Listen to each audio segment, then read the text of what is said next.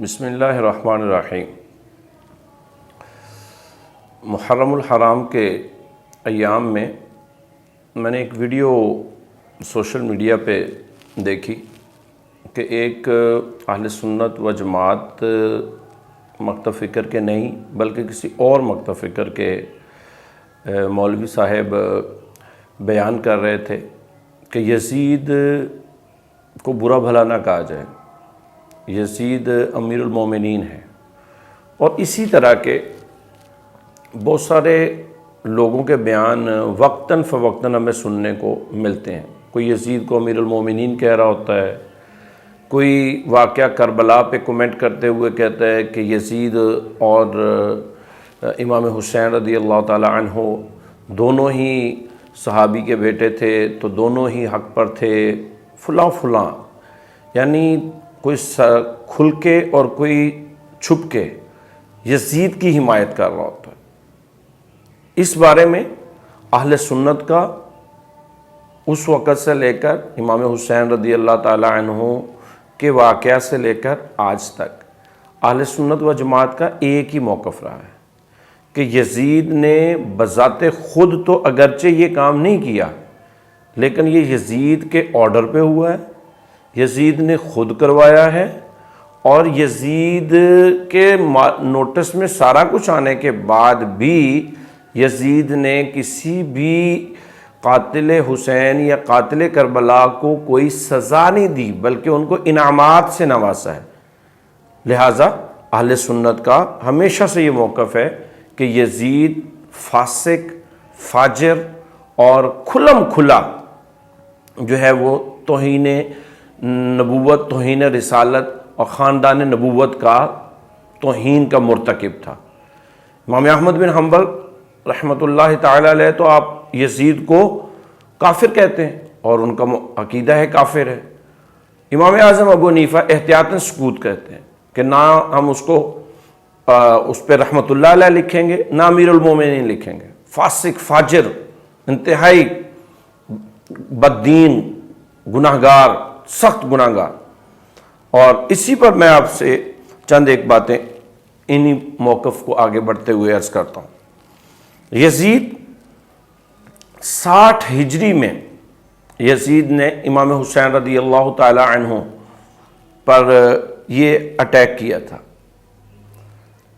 اب یہ یزید کا اٹیک کرنا اور آپ سے لڑنا اور شہید کرنا، یہ وہ برا وقت تھا جس سے صحابی رسول اور فراست مومن رکھنے والے بزرگ صحابی حضرت سیدنا ابو ہریرہ رضی اللہ تعالی عنہ، آپ کی مشہور ہے کہ آپ اللہ تبارک و تعالیٰ سے دعا مانگا کرتے تھے، اللہم انی اعوذ بک من رأس الستین و امارت الصبیان، کہ اے پاک پروردگار میں ابو ہریرہ 60 ہجری اور بچوں کی بادشاہت کے وقت سے تیری پناہ مانگتا ہوں۔ یعنی وہ سمجھتے تھے کہ 60 ہجری میں اور جب ایک نو مولود اور نئی نسل کا ایک بچہ آ کے حاکم بن جائے گا تو اس زمانے پہ جو فتنے ہونے ہیں میں اس سے تیری پناہ مانگتا ہوں۔ اور یہ وہ وقت تھا 60 ہجری جب امام حسین رضی اللہ تعالیٰ عنہ کو کربلا میں شہید کیا گیا، اور اس دور کا بچہ حاکم نہ سمجھ اور اپنی خواہشات کے پیش نظر صرف اپنی خواہشات کی تکمیل کے لیے جس نے امام حسین اور آپ کے آل اور آپ کے اصحاب سب کو شہید کروایا، اور پھر آگے جا کے ظلم و ستم کے اور پہاڑ گرائے، یہیں ختم نہیں ہو گیا۔ اور جہاں تک امام حسین رضی اللہ تعالیٰ عنہ کے معاملے کا معاملہ ہے تو یزید اور آپ کے ساتھی، یزید جو تھا امام حسین اور آپ کے ساتھیوں کی شہادت پر خوش تھا۔ جب امام حسین رضی اللہ تعالیٰ عنہ کا سر یزید کے دربار میں لایا گیا تو یہ اولاً بہت خوش تھا، اور اسی خوشی میں ہی اس نے امام حسین کی توہین بھی کی، لیکن پھر جب دیکھا کہ دربار کے لوگ تو اس کو پسند نہیں کر رہے اور یہ تو پھر میری امارت اور بادشاہت کے خلاف چلی جائے گی بات، تو پھر اس نے سیاسی بیان بدل کے دینا شروع کر دیے۔ کیا آپ لوگوں نے وہ واقعات، وہ روایات نہیں سن رکھی، پڑھ رکھی کہ جس میں ایک صحابی رسول اس وقت کہ جب یزید کے دربار میں امام حسین رضی اللہ تعالیٰ عنہ کا سر تھا تو یزید اپنی چھڑی کے ساتھ امام حسین رضی اللہ تعالیٰ عنہ کے ہونٹوں پہ لگا کے تو فخر اور تکبر کے انداز میں شعر پڑھتا تھا کہ امام حسین تمہاری اور ہماری مثال تو حسین ابن الحمام شاعر کے اس شعر کی طرح ہے کہ جس میں اس نے کہا تھا کہ ہماری قوم نے انصاف کرنے سے تو انکار کیا لیکن تلواروں نے انصاف کر دیا، اور پھر وہ توہین کر رہا تھا۔ وہاں مقام پر ایک صحابی حضرت ابو برزہ رضی اللہ تعالیٰ عنہ موجود تھے، انہوں نے ڈانٹ کے یزید کے ساتھ آنکھوں میں آنکھیں ڈال کے کہا، فرمایا یزید اپنی چھڑی کو پیچھے اٹھا، خدا کی قسم میں نے مصطفیٰ کریم صلی اللہ علیہ وسلم کو اپنی آنکھوں سے دیکھا تھا کہ وہ اپنے ہونٹوں سے حسین کے ہونٹوں کو چوس رہے تھے، چوم رہے تھے۔ تو کس یزید کی آپ بات کرتے ہیں کہ وہ بھی امیر المومنین تھا؟ کس بیس پہ کیسے کہہ سکتے ہیں؟ یزید نے کیا کوفہ کے گورنر، جس وقت امام حسین کوفہ میں پہنچے تھے تو اس وقت کوفہ کے گورنر کون تھے؟ نعمان بن بشیر صحابی رسول رضی اللہ تعالی عنہ۔ لیکن جب انہوں نے امام حسین کے ساتھ بدتمیزی کا سلوک نہ کرنا چاہا اور امام حسین کے ساتھ مزاحمت نہ اختیار کی تو یزید کے آرڈر سے ہی تو نعمان بن بشیر کو معزول کیا گیا اور بصرہ کے گورنر کو ہائر کر کے عبید اللہ ابن زیاد کو پھر کوفہ کا گورنری اس کو دی گئی لالچ میں۔ تو کیسے یزید کو بری ذمہ کہا جا سکتا ہے؟ اور یزید کا جہاں تک معاملہ ہے تو اس نے، اللہ اکبر، آپ کس دور میں ہم گزر رہے ہیں؟ امیر المومنین یزید کو کہنا شروع کر دیں، ارے ہمارا وہی عقیدہ ہے جو صحابہ کا عقیدہ تھا، جو تابعین کا عقیدہ تھا، جو آج تک اہل سنت و جماعت کا عقیدہ ہے۔ دنیا اسلام کے عظیم حاکم، خلافت راشدہ کی یاد تازہ کرنے والے حاکم حضرت عمر بن عبدالعزیز رضی اللہ تعالیٰ عنہ تشریف فرما تھے آپ کے پاس۔ حضرت نوفل کہتے ہیں میں بیٹھا تھا، ایک شخص نے یزید کا تذکرہ کرتے ہوئے یہ کہہ دیا کہ امیر المومنین یزید بن معاویہ نے فلاں فلاں کہا ہے۔ اللہ اکبر! جب حقیقت میں جو مومنوں کا امارت کا حق رکھتا تھا حضرت عمر بن عبدالعزیز، جب انہوں نے سنا کہ یزید کو امیر المومنین کہا گیا تو آپ نے اسے کوڑے مروائے، صرف کس بات کی سزا پر کہ اس نے یزید کو امیر المومنین کیوں کہا ہے۔ یہ اہل سنت کا عقیدہ ہے۔ اور یزید کے متعلق جہاں تک ہر کتاب کے اندر، ہمارے اہل سنت کے ہر کتاب کے اندر، معتبر پرانی سب کتابوں کے اندر ڈیٹیل میں موجود ہے۔ امام سعد الدین تفتازانی نے شرح عقائد کے اندر لکھا ہے کہ امام حسین رضی اللہ تعالیٰ عنہ کے قتل اور اہل بیت نبوت کی توہین و تذلیل پر یزید کی رضا اور خوشنودی شامل اور تواتر سے ثابت ہے، لہذا البتہ اس کے ایمان کے بارے میں ہم توقف کریں گے، نہ اسے کافر کہیں گے نہ مومن۔ یہ ہماری کتابوں کے اندر موجود ہے۔ اور ابن جوزی نے اپنی کتاب کے لکھا یزید کو امام حسین کا شہید کرنے والا کہنا کس طرح صحیح ہے؟ بعض لوگ کہتے ہیں کیسے صحیح ہے، جبکہ وہ کربلا میں شہادت کے وقت ملک شام میں تھا۔ انہوں نے ایک شعر پڑھا، امام ابن جوزی نے اپنا جواب دیتے ہوئے شعر پڑھا جس کا ترجمہ یہ ہے کہ تیر تو عراق میں تھا لیکن تیر مارنے والا علیہ السلام میں تھا، یعنی اور پھر فرمایا تیرا تیر مارنے والے تیرا نشانہ کیسا غضب کا ہے، یعنی وہ ڈائریکٹ اس کو ذمہ دار سمجھتے ہیں یزید کو۔ اور اسی طرح اور سارے علماء نے اپنی کتابوں کے اندر اس کو ڈیٹیل کے اندر لکھا۔ اور جہاں تک سیدی امام اہل سنت شاہ امام احمد رضا خان فاضل بریلوی، انہوں نے اپنے فتاوی رضویہ کے اندر ڈیٹیل میں لکھا، فرمایا یزید بے شک پلید تھا، اسے پلید کہنا اور لکھنا جائز ہے، اسے رحمت اللہ علیہ نہیں کہا جائے گا اور رحمت اللہ علیہ نہیں کہے گا مگر ناصبی جو کہ اہل بیت رسالت کا دشمن ہے۔ نہ یزید رحمت اللہ علیہ، نہ یزید امیر المومنین، یزید ایک ظالم اور خاندان نبوت کا مرتکب توہین نام ہے۔ اور یزید کے کارنامے پھر صرف اور صرف امام حسین رضی اللہ تعالیٰ عنہ کی شہادت پہ ختم نہیں ہو گئے۔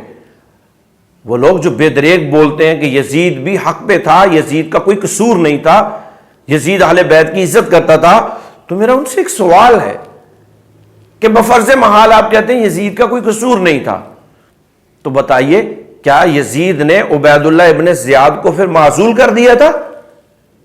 کیا یزید نے عمر بن سعد کو معزول کر دیا تھا؟ کیا یزید نے شمر کو تختہ دار پہ لٹکایا تھا؟